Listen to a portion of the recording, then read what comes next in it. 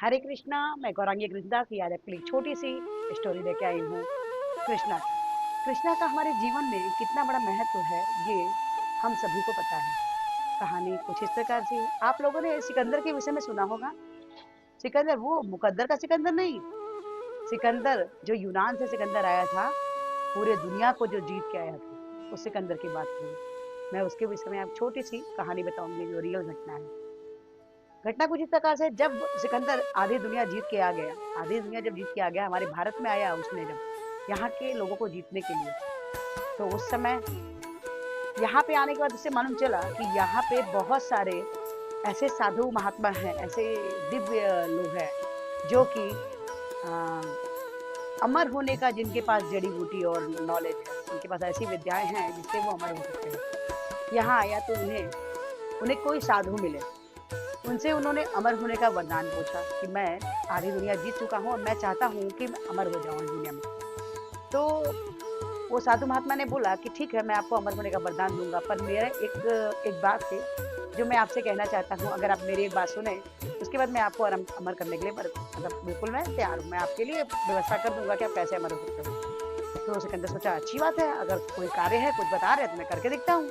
सिकंदर जो था वो बोला कि बताइए क्या करना है मुझे। बोले यहाँ से कुछ 4-5 किलोमीटर दूर एक तालाब है, एक बड़ा सा तालाब है, बड़ा सा तालाब है। तो आप वहाँ जाइए और वहाँ आपको एक मगरमच्छ मिलेगा, क्रोकोडाइल।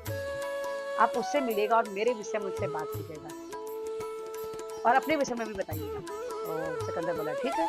सिकंदर अब चला गया उस, मतलब जहाँ पे वो साधु महाराज से उनसे 4-5 किलोमीटर दूर एक बड़ा सा तालाब था। वहाँ पे तालाब के किनारे एक मगरमच्छ पड़ा हुआ था, जो काफी बूढ़ा था। वो जो था,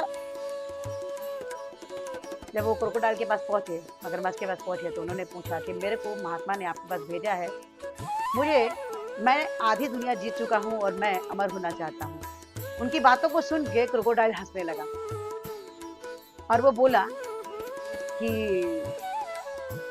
आप आधी दुनिया जीत चुके हो और आप अमर होना चाहते हो। मैं तो ये पूरा तालाब जीत चुका हूँ, मैं ये पूरा तालाब जीत चुका हूँ।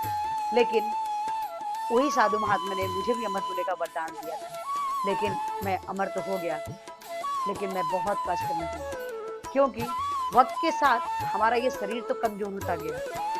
वक्त के साथ साथ हमने अपने सामने अपने बच्चों को मरते हुए देखा, अगर मैं मर नहीं सकता। मैं अपने पोता पोती नाती को मरते हुए देखा, लेकिन मैं मर नहीं सकता। मैं बहुत सारी बीमारियों से जूझ रहा हूँ, पर मैं मर नहीं सकता।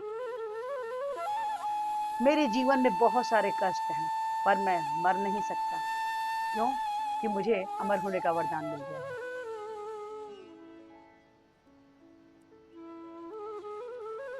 आप तो सिर्फ आधी दुनिया पे राज्य किए हो, मैं तो इस पूरे तालाब का मालिक बन गया था और मुझे अमर होने का वरदान मिला। तो इसीलिए आपको अगर कुछ मांगना है साधु महाराज से, तो उनसे आप मोक्ष कैसे मिले, इसका आप उनसे रास्ता पूछिए।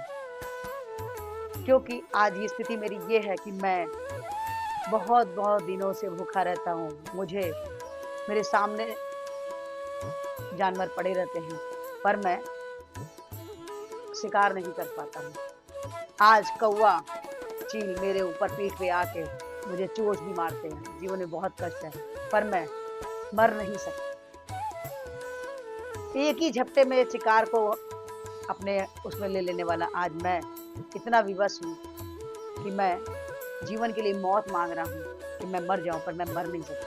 इसीलिए आप साधु महात्मा के पास जाइए और उनसे अमर होने का नहीं, बल्कि इस जीवन से मुक्त होने का, इस जीवन से मोक्ष प्राप्ति का रास्ता पूछिए। अब सिकंदर को समझ में आ गया बात क्या है। सिकंदर साधु महात्मा के पास आया और उनसे बोला कि महाराज, मुझसे माफी, मैं आपसे माफी मांगता हूँ।